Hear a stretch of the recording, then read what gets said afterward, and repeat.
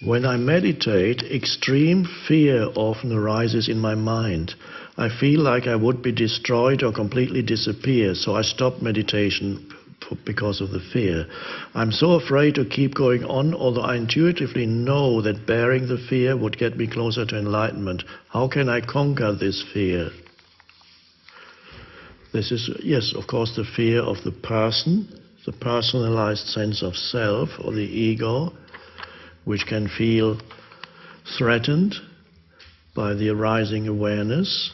And once you know that, you can still meditate and allow the fear to be there. It's only when you try to run away from the fear that really it becomes a great obstacle. But if you can be with the fear, allow the fear to be there, as on a pure energy level, feel the fear, then you will find it begins to dissolve. So rather than not wanting to feel it, allow yourself to feel it. Then this is the beginning of change. If you always run away from it, then it'll linger. There's no change. There's a book called, I think, Feel the Fear and Do It Anyway, or something like that. But that is quite good advice, although, I mean, not applied necessarily to everything.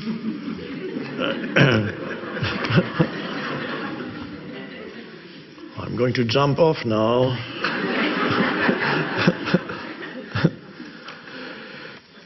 But to allow yourself to feel whatever feeling comes is part of the present, the isness of the present moment. So if the fear arises, but then you also realize what is the fear created by a thought?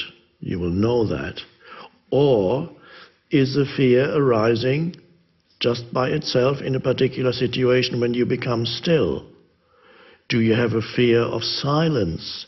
Do you feel uncomfortable when you go into a room and there's no noise in it? Some people do feel. Some people are uncomfortable in nature. It's not noisy enough. So, see, it may be that the fear arises when you become still, you meditate.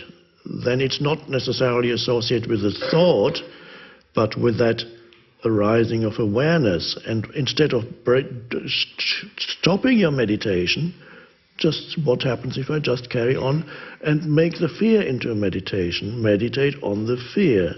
So if you do meditate, nothing really can disturb you. The good meditator incorporates whatever arises in the present moment into the meditation, including the most irritating noise that suddenly starts up outside.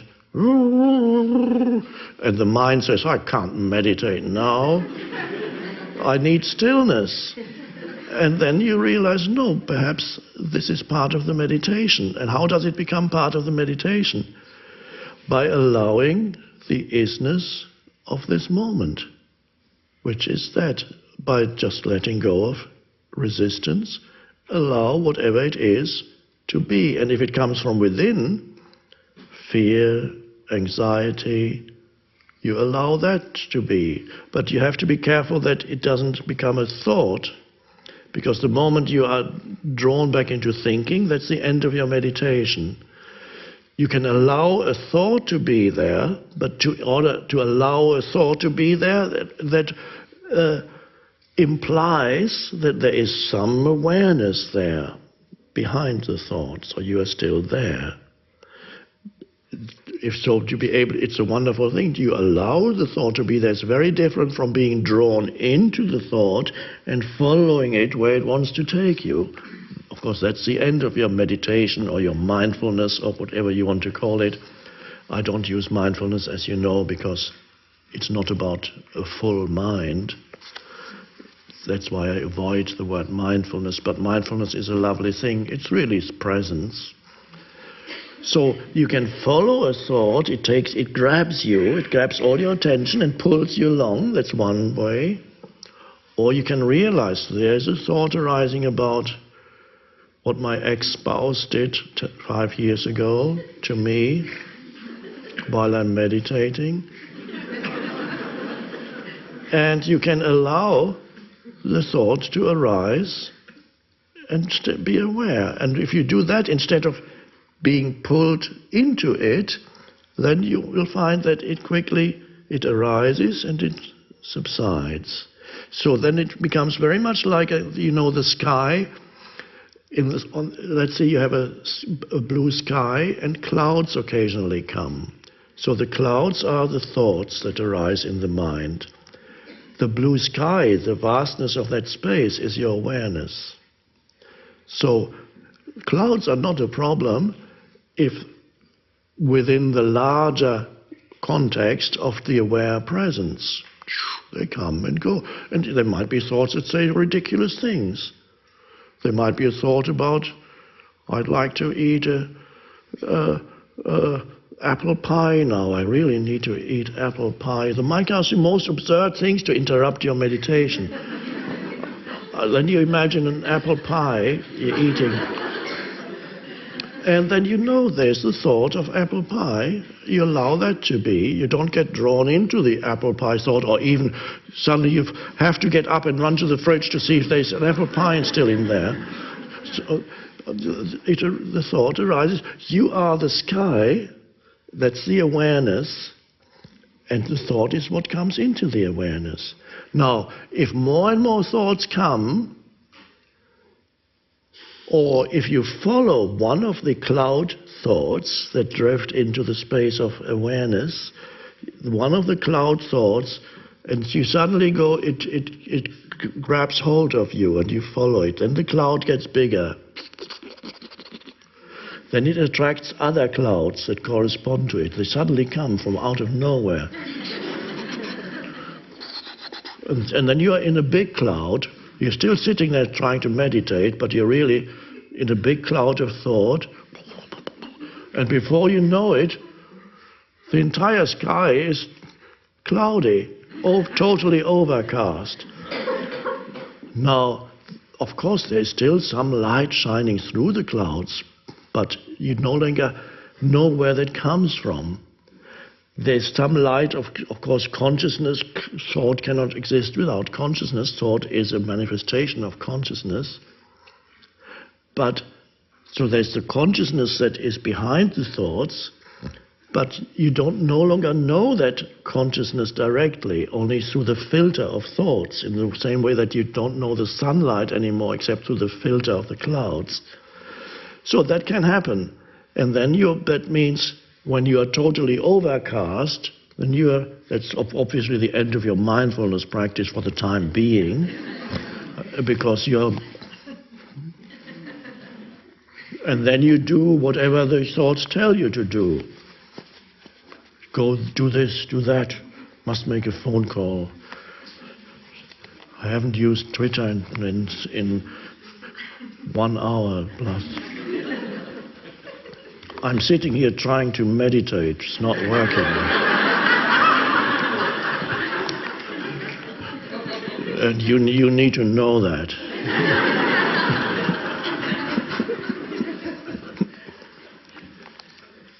So the thoughts, this is a wonderful practice to see that the awareness is the sky. It's not a coincidence that Jesus talked about the kingdom of heaven. Heaven meaning really, this is the heaven. Heaven is the sky. In many languages it's the same word. In French, in Spanish, in German. Heaven and sky are the same word. So why did he use that word? Because it is a very good approximation in the sense-perceived world for something that really you cannot talk about, because there's nothing equivalent in language to talk about it, the inner spaciousness. He talked about really the vast expanse of the sky, to point to the inner equivalent of that as the space of awareness. And The Buddha had a similar term, of course. He just is emptiness, really is vast spaciousness. Out of the emptiness comes form. The emptiness is the one, and the forms come. And then they come back into the emptiness. Emanations out of the emptiness and then back into form. That is, so it's a very helpful image to see that you are the cloudless sky. That's awareness. Your thoughts are the clouds that come. And so when they come, you can allow them to arise. So it's allowing when you're meditating or trying to be mindful, have some practice, incorporate even thoughts, certainly emotions, whatever you feel. That's what you might as well feel it because it's here now. So it's in this case, this person who asked the question, fear arises. Okay, now in that situation you don't really need to work out mentally, why do I have this fear? No, all you need is to recognize there's fear. And even then, when you no longer label it as fear, all that's left of it is a certain energy feeling. You can even let go of the label fear, and all you have is perhaps it's a contraction you feel in the body, perhaps it's a vibration that you feel. That's what fear is. Perhaps if it's very intense, it may be close to a panicky feeling, and you go,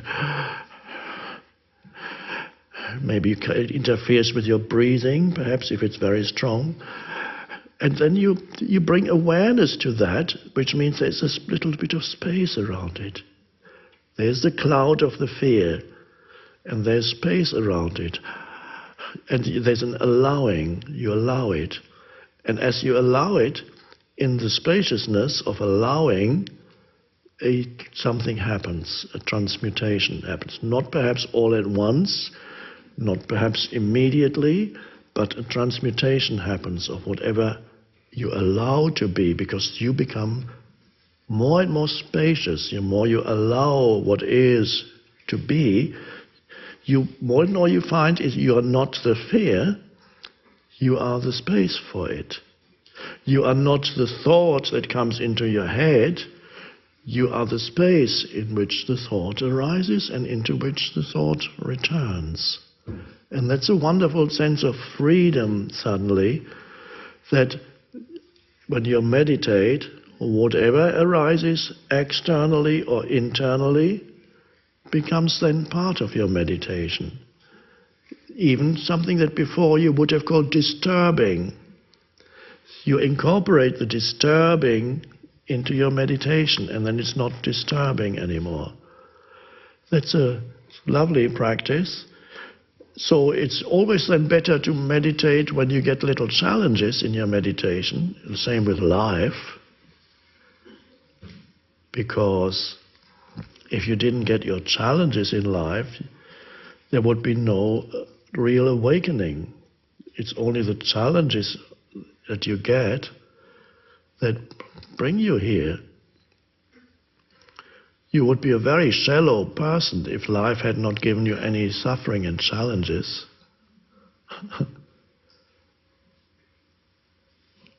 That's how you deepen.